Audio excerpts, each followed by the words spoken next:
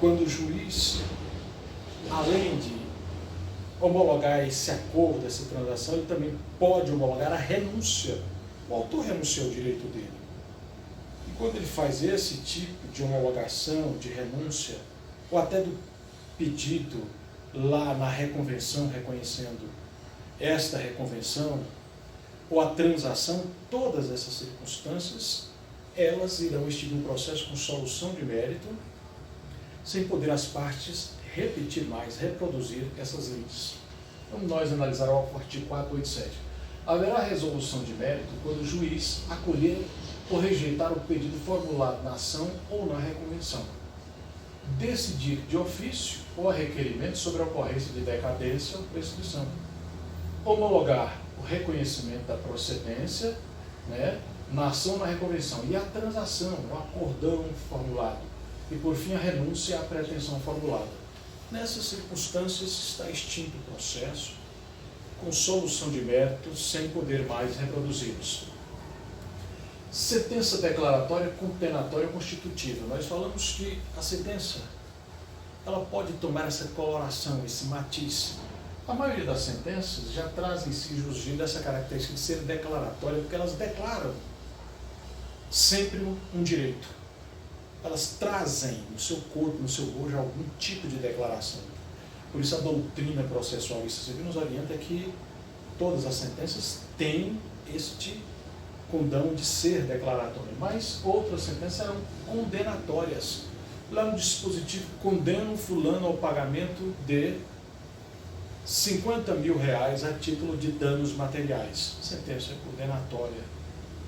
A sentença poderá ser constitutiva quando constitui a parte em nova condição ou status social. O cidadão era casado.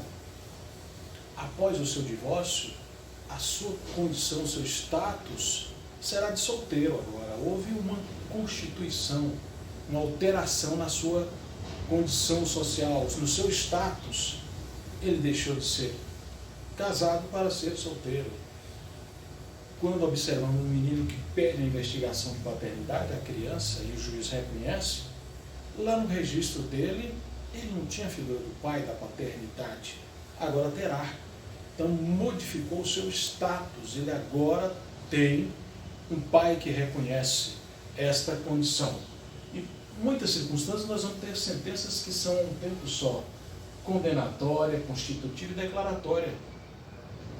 Observe-se que inicialmente a pessoa pleiteia uma investigação de paternidade acumulada com alimentos, e o juiz, ao decidir, declarando a paternidade, ele declara a paternidade, mas depois muda a constituição, o estado social daquela criança, e depois fixa os alimentos contra o pai investigado, que passou a ser pai agora ali.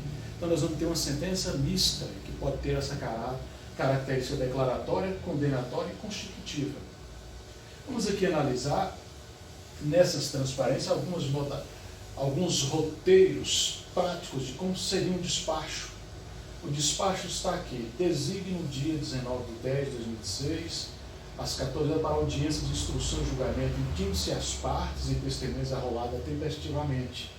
A data, Anápolis, tanto, o nome do juiz, que vem aqui. Ou então, CITES, primeiro despacho, assim, distribui e registra CITES. Isso seria um despacho. Todos os atos que vêm no processo, que não são decisão interlocutória, que não são sentença, que extingue o processo com ou sem solução de mérito, serão despachos. Além deles, os atos meramente ordinatórios, de juntada, de autuação do processo, rubricar as suas páginas, numerar, abrir vista às partes ao Ministério Público. Essa seria uma decisão interlocutória que nós vimos, que a decisão interlocutória é a decisão de mérito. Ela pode ser de mérito, mas ela pode resolver uma questão apenas incidental, surgida no curso do processo, quando o juiz vai sanear o processo, dizendo quais são os pontos controvertidos para aquela audiência. Aquilo também é uma decisão interlocutória, que é uma questão incidental. E quando o juiz tem os pressupostos, os requisitos necessários para antecipar o direito da parte, para não perecer o seu direito, para não chegar ao fim do processo e não fazer mais sentido aquele direito pleiteado, que já se perdeu, pereceu, deteriorou. Então o juiz às vezes antecipa, mas ele se acautela muito com isso. Como nós falamos, o perigo de irreversibilidade. Ele não pode dar uma decisão, porque essa decisão interlocutória ela tem esse caráter de ser provisória.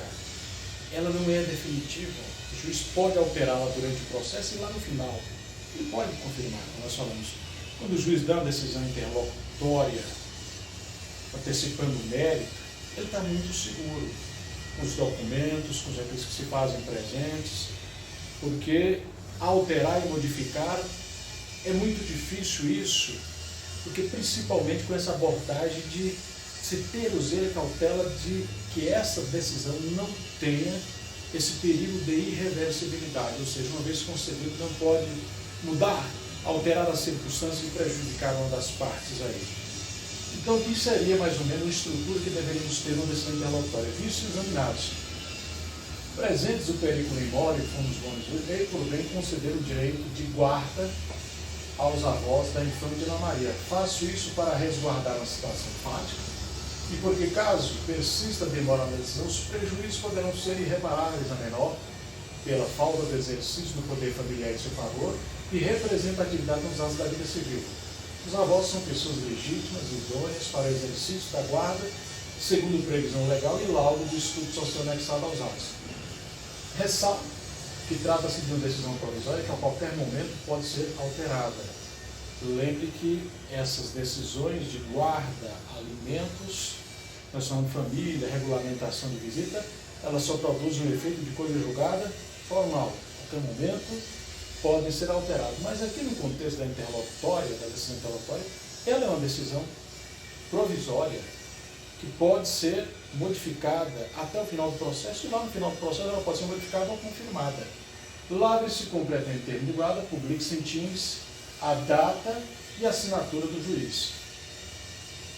Vamos, por fim, conhecer a estrutura de uma sentença que vai analisar o mérito naquelas hipóteses que nós conhecemos do artigo 487, em que o juiz poderá reconhecer o pedido, deferir ou indeferir o pedido, declarar favorável à ação, homologar a transação, acordo feito entre as partes, reconhecer a prescrição ou decadência, homologar a renúncia ao direito formulado pelas partes. Isso tanto na ação como na reconvenção, como nós conhecemos. É hora de analisar essa estrutura que deve ter um relatório, que deve ter uma fundamentação e um dispositivo. E essa ordem não pode ser alterada. E deve ter uma simetria, uma lógica entre toda essa estrutura da sentença para que ela não tome a característica de ser sentença teratológica ou suicida.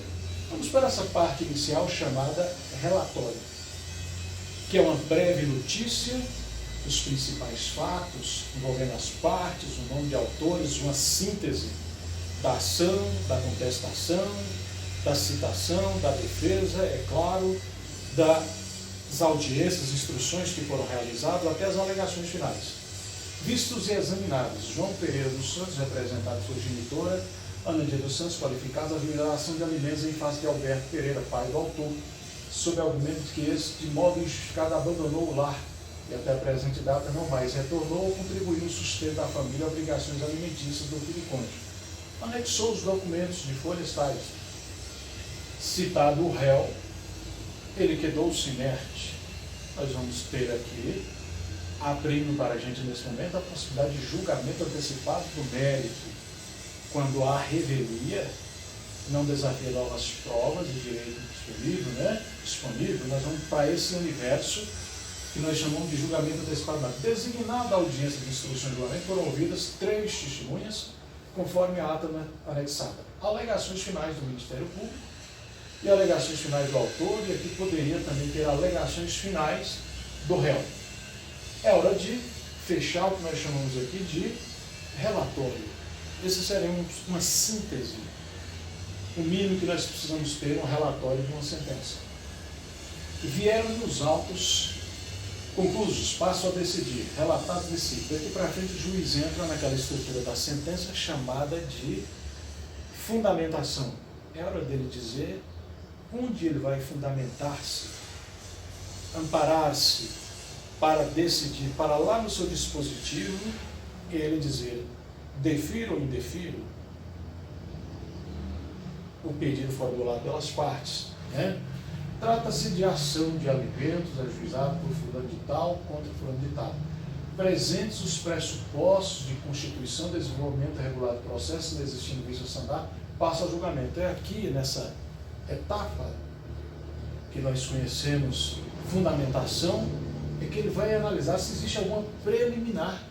Ele já está limpando essa parte, dizendo que estão presentes os pressupostos de constituição e regulado o processo, não tem vícios, então ele está se libertando dessas preliminares que poderiam ser levantadas.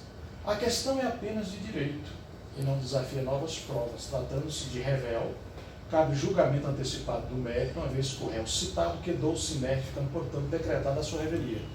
Então ele não vai muito longe no processo. Ele sabe que o Código de Processo Civil, a legislação dá poderes para ele antecipar o julgamento do mérito. E ele continua, os direitos dos alimentos estão previstos na Lei 5.478/68, na Constituição Federal e até no Código Penal, que fala que aquele não paga alimentos vai responder pelo crime de abandono material. Ele vai traçando os fundamentos, o caminho dele para decidir. É a hora, na estrutura da sentença, chamada fundamentação, de trazer tudo aquilo que vai servir de embasamento para ele decidir. O autor anexou aos autos prova de que é filho, dispensável. Do que é filho, o autor anexou aos autos prova de que é filho menor do réu. Demonstrou suas necessidades alimentícias, que não foram contestadas, e, portanto, faz jus aos alimentos pleiteados para garantir a sua educação, alimentação, vestuário e saúde. Vamos nós para o dispositivo. É hora do juiz decidir, acolhendo, julgando procedente ou improcedente. Ele já fez o relatório, a fundamentação, e ele costumeiramente escreve: isso posto, diante das provas colhidas e documentação declarada, julgo procedente o pedido pelo autor e condena o réu ao pagamento de prestações alimentícias no valor de 1.700, com os acréscimos de lei, retroativos a 2 anos, sem embargo das prestações vincendas. Defiro a assistência pleiteada pelo autor. Costumeiramente, nessa esfera de alimentos, geralmente a criança representada pela mãe não tem condições financeiras e a lei de assistência judiciária pode protegê-la nesse momento. Encaminhe os autos à contadoria para a atualização da dívida alimentícia, publique-se, registre em times a data e o juízo. Essa é uma estrutura mínima que nós precisamos ter para a sentença, mas claro que ela pode ser alterada de acordo com o feito, a modalidade de ação. Tivéssemos aqui, por exemplo, uma reparação de danos material ou moral, essas estruturas mínimas seriam adequadas. No mesmo caso, numa execução, né? E assim por diante. Mas o que é importante é que a gente analisou aqui nessa parte prática, estrutura mínimas que temos num despacho, numa decisão interlocutória e numa sentença. Nas nossas próximas aulas, nós vamos passar para analisar os meios de provas articulados no processo. Um abraço e até lá.